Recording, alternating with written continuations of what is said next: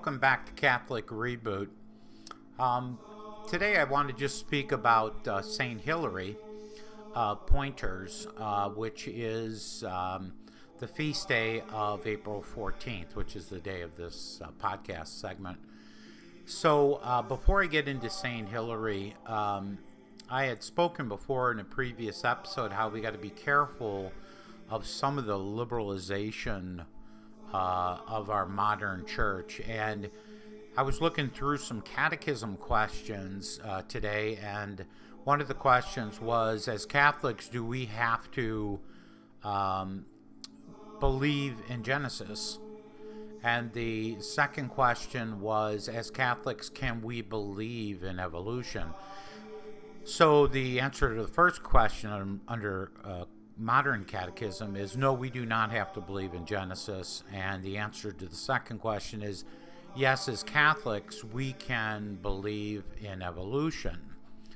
Now, this is problematic because the position they're taking is that it really doesn't matter when God infused a soul in man, but that it happened, and that's all that's important. But what do we learn about liberalism?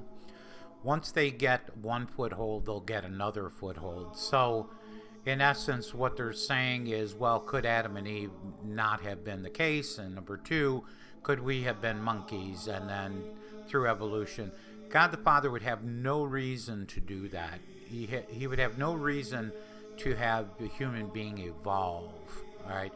And this is why you got to be very careful with the current catechism. And I said it's best that you go back to the Baltimore Catechism of the late 1800s, or even better, to the Catechism of Trent, just to play it safe. All right, I just wanted to bring that up. All right, so let's talk about St. Hilary. Now, he was born in 301. And you'll notice that a lot of our great saints of the church were either in the early period of the Catholic Church and were either lived a very religious life with a lot of pain or were martyred. In the case of Saint Hilary, he was a native of Pointers, which is located in Aquitaine, which is a city in France. And he was actually born and educated in the pagan faith. So it wasn't until his near middle age that he embraced Christianity. So this is why conversion, when it comes, does not matter at what age someone converts. That's why we never want to stop in our efforts to convert people to the one holy Catholic Apostolic Church, right? So he was embraced Catholicism just by simply reading Holy Scriptures. So he soon converted not only himself, but his wife and his daughter. And at that time, what was somewhat normal is a married man could then become part of the priesthood of the Catholic Church because marriage was allowed. But what he did was separated himself from his wife, who was considered a very religious individual as well. So she actually encouraged his separation from the family. He wrote a very famous letter to his daughter, encouraging her to adopt a consecrated life, and she followed his request. And then later she had died while still young, and they say she died a holy death. Now, in 353, St. Hilary was chosen to be a bishop of his native city of Pointers, right? But at that time, Arianism was in full bloom, so to speak, okay? So I don't know if you remember in the previous episodes how I spoke about the heresy of Arianism, but it was basically in regards to the non-divinity of Christ. So And we can actually take great refuge today with some of the blasphemies going on in our church. St. Hilary lived in a very tumultuous time, especially being a bishop, because he could not go along with Arianism. And Arianism had penetrated the church at all levels, all the way up to cardinals and bishops. So, under the protection of Emperor Constantius, St. Hilary was asked to participate in several of the Gallic councils, in which there were significant number of Arian bishops, and they were actually said to be in the majority, right?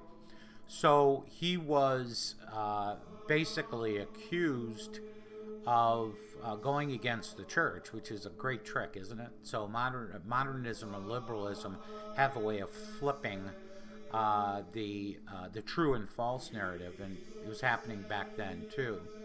So the emperor had no choice but to banish him to Phrygia. I'll put that name up there. And he spent 3 years in exile, but during that time, he composed the great works on the Trinity, okay? That's why they refer to St. Hilary as a doctor of the church or the faith.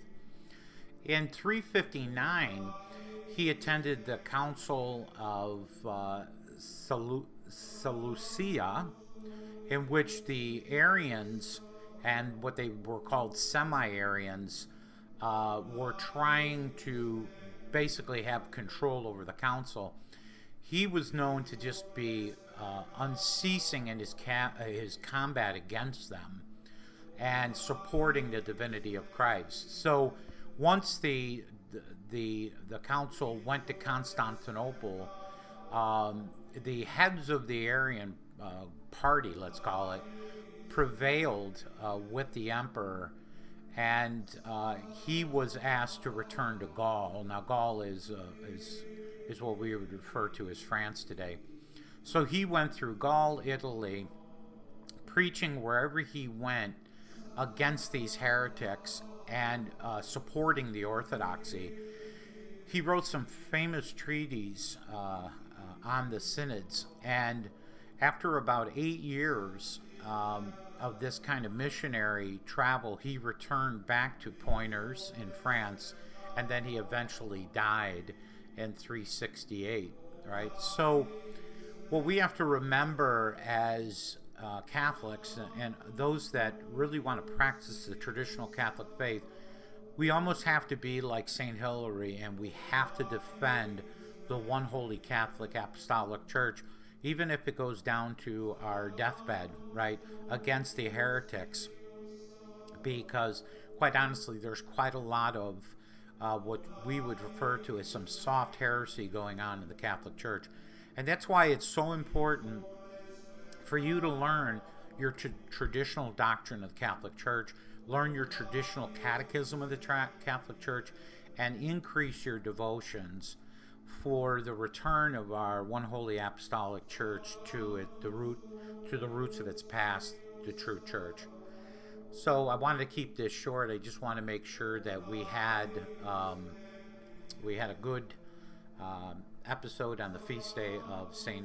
Hilary of Poitiers. And that's it. Thank you so much. I just want to kind of give you a quick video on how I do this. So there's my mic, and you can see the software, and the bigger screen is probably easier. So what I'll do is I'll actually read from my laptop. Once in a while I'll look up to the monitor if I have some other notes. But what you can see is I've already laid down the video track, right? So if you look up here on the left where I'm scrolling, that's the video I created.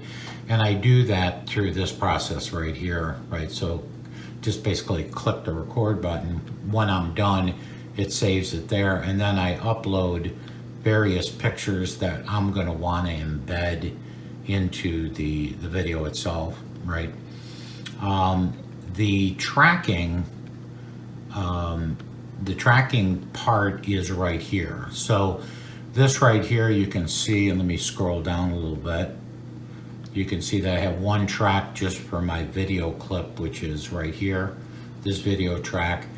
This second video track is the chapter title when the video begins, and then there's an audio track that I have here for the bell sound that comes in at the very beginning. This right here, this whole track here is to get this, as you can see up on the top, the Catholic Reboot emblem.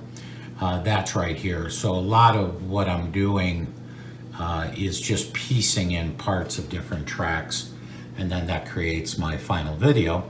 And then when I'm done, I basically will just export that to a video file and then upload the whole thing to my YouTube and Rumble channel. So that's kind of, so what I'm doing right now is I'm just kind of going through it. No, we do not have to believe in Genesis. And you'll see I'm just editing it right now. Is, yes, as Catholics, we so I'll see if I have any mistakes or what pictures I need to insert. So that's pretty much how I'm doing it. Pretty simple.